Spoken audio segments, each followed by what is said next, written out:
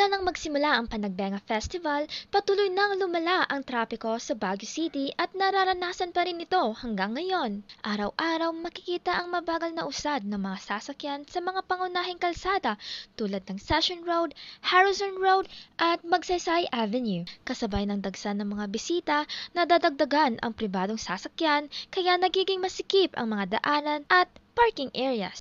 Apektado rin ang mga jeepney drivers na mas matagal bago makabiyahe at makabalik sa kanilang rota. Sa amin, dito sa rota namin, every Friday afternoon, magsumpisa ng 3 p.m. hanggang Sunday ng 3 p.m. din. Traffic na sa amin yan, papunta dyan sa Scout Barrio na rota namin.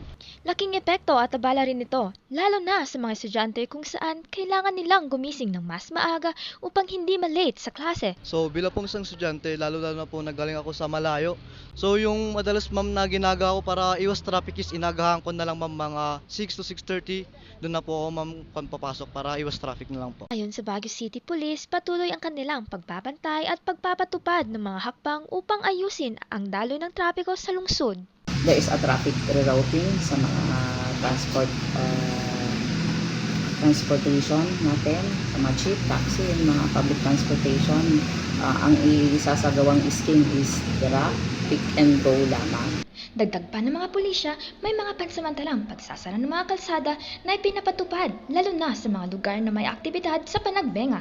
May papayo sa publiko is sundin nila yung batas trapiko, and we also encourage the police make use of public transportation para iwas sa traffic. At yan ang sitwasyon ng trapiko sa Baguio City nang magsimula ang Panagbenga Festival. Bagaman tuloy-tuloy pa rin ang pagsisikip ng mga sasakyan, paalala sa lahat, magplano ng biyahe, sumunod sa batas trapiko at mag-ingat sa kalsada. Johnnyvel Crystal Talipan, Herald Express.